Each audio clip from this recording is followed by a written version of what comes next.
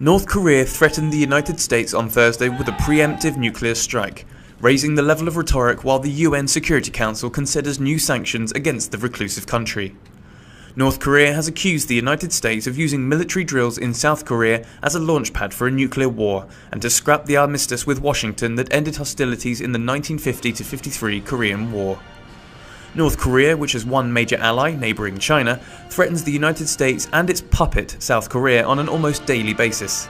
A newsreader on North Korean state television KRT read out the North's foreign ministry spokesman's statement. 미국이 핵전쟁의 도화선에 불을 지피려고 하는 이상 Since the United States is about to ignite a nuclear war, we will be exercising our right to preemptive nuclear attack against the headquarters of the aggressor in order to protect our supreme interest. North Korea conducted a third nuclear test on February the 12th in defiance of UN resolutions and declared it had achieved progress in securing a functioning atomic arsenal. It is widely believed that the North does not have the capacity to deliver a nuclear strike on the mainland United States. North Korea is vowing to launch a preemptive nuclear strike against the United States, just hours before a UN vote on sanctions against Pyongyang for its recent nuclear test. The country's state TV quoted an unidentified spokesman for the foreign ministry saying it will exercise the right to a preemptive nuclear attack. The newsreader cites the UN Security Council vote and U.S. military drills as justification. As the statement was being read on large TV screens around the North Korean capital, this man says he couldn't hold back his anger. His country must retaliate against its enemies, he says.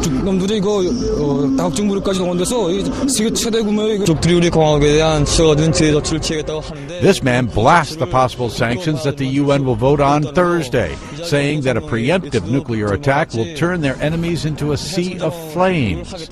At a staged mass rally held earlier in the day in Pyongyang, North Korean officials reiterated their nuclear rhetoric that has amped up in recent days. Although the isolated communist country boasts of nuclear bombs and preemptive strikes, it is not believed to have mastered the ability to produce a warhead small enough to put on a missile capable of reaching the U.S. But it is believed to have enough nuclear fuel for several crude nuclear devices. Tim McGuire, The Associated Press. A show of defiance to the world. A mass rally on the streets of Pyongyang, apparently in support of Kim Jong-un's latest nuclear stance.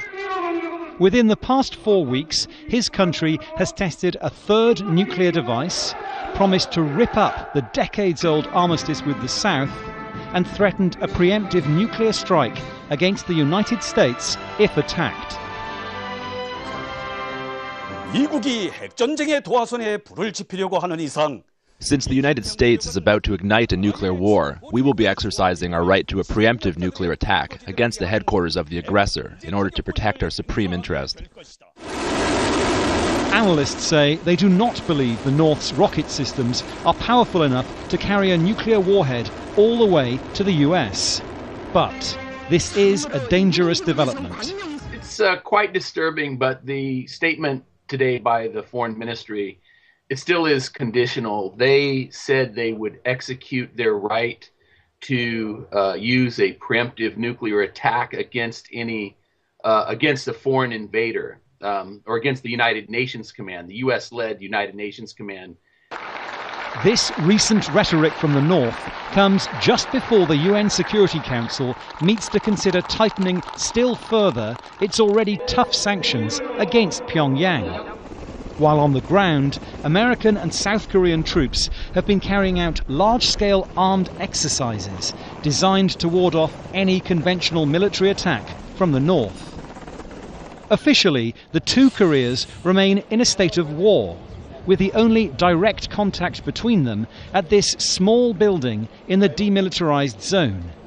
It's 60 years since the armistice was signed that ended combat.